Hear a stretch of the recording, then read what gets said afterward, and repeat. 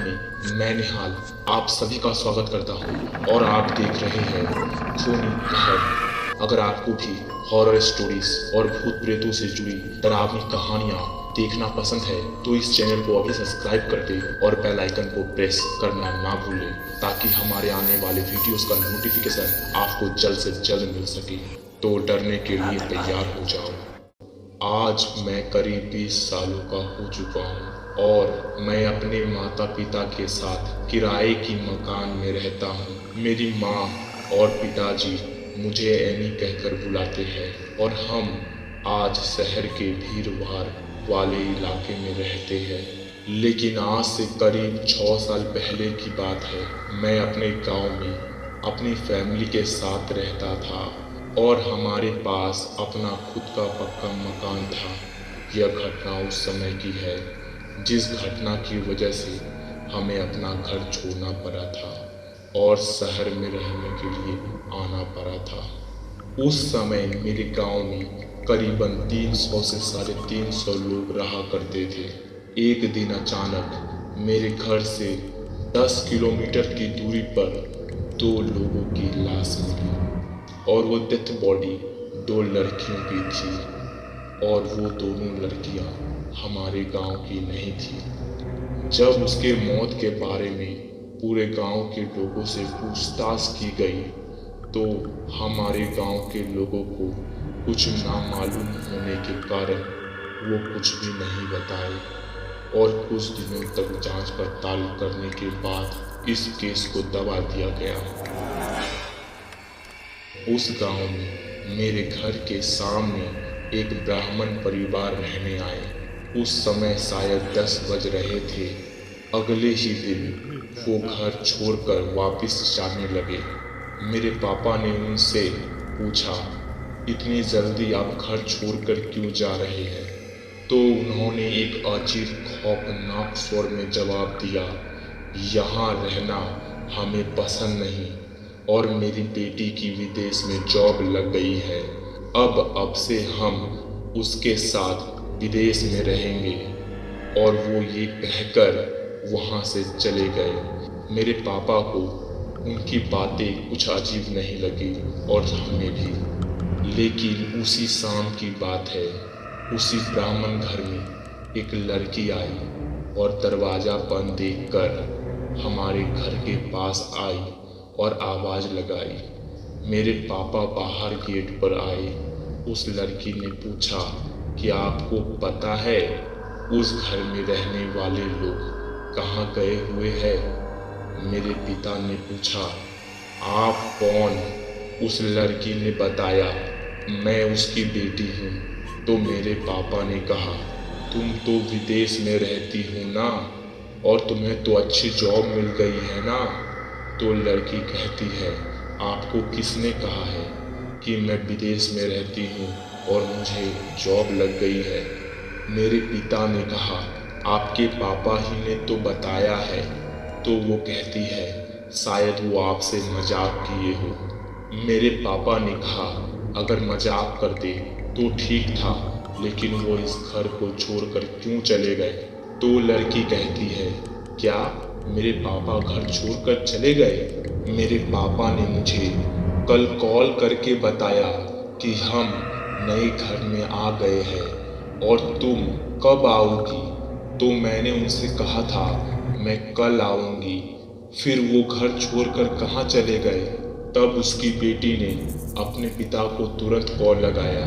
तब उसकी बात अपने पिता से हुई और न जाने उसके पिता ने उसे क्या कह दिया। वो लड़की घबराते हुए मेरे पापा को बोली, अंकल मैं जा रही हूँ, और वो वहाँ से चली गई।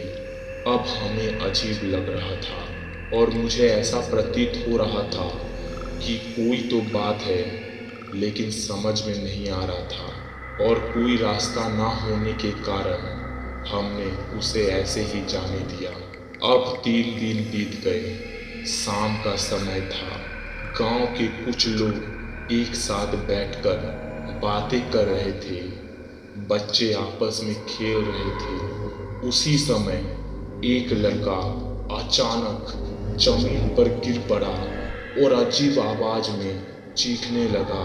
उसे चीखता देख सभी लोग उसके सामने जाने लगे और उसमें मैं भी था।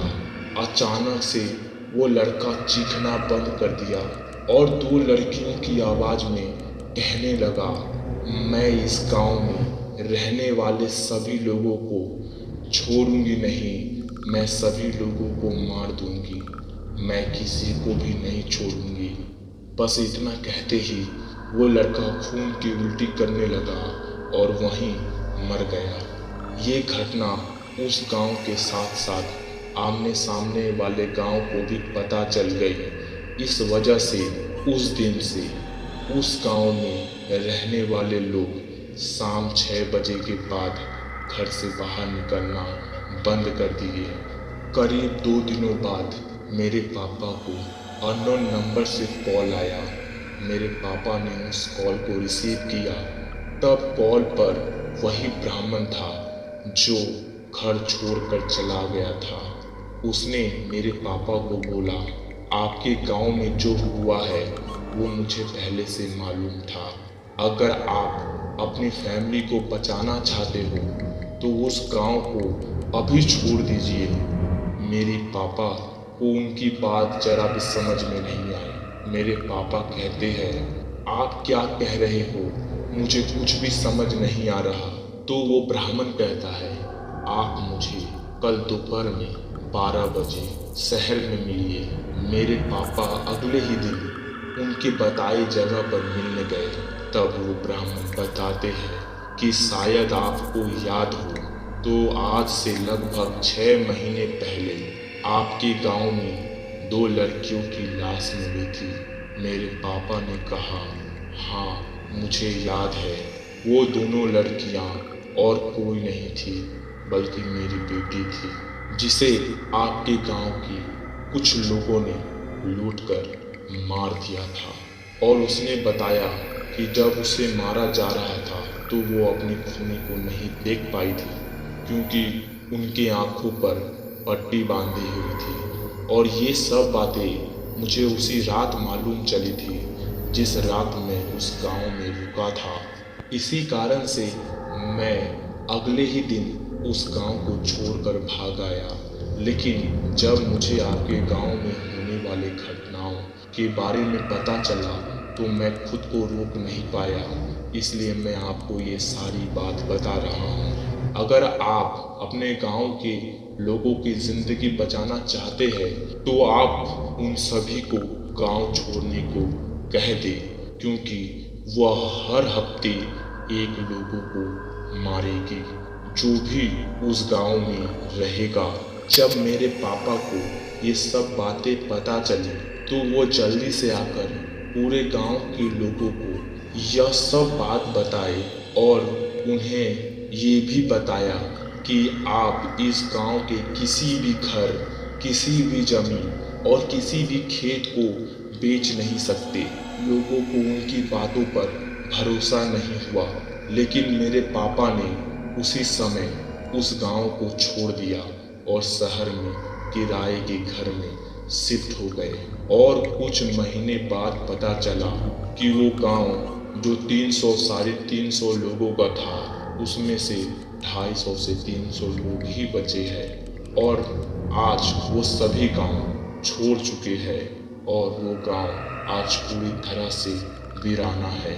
आज उस घटना के पूरे 6 साल बीत चुके हैं, लेकिन आज भी उस गांव में कोई जाने की कोशिश नहीं करता और जो गलती से चला जाता है फिर वो कभी वापस लौट कर नहीं आता। इस कहानी का अंत नहीं है और ये कहानी यहाँ समाप्त होती है।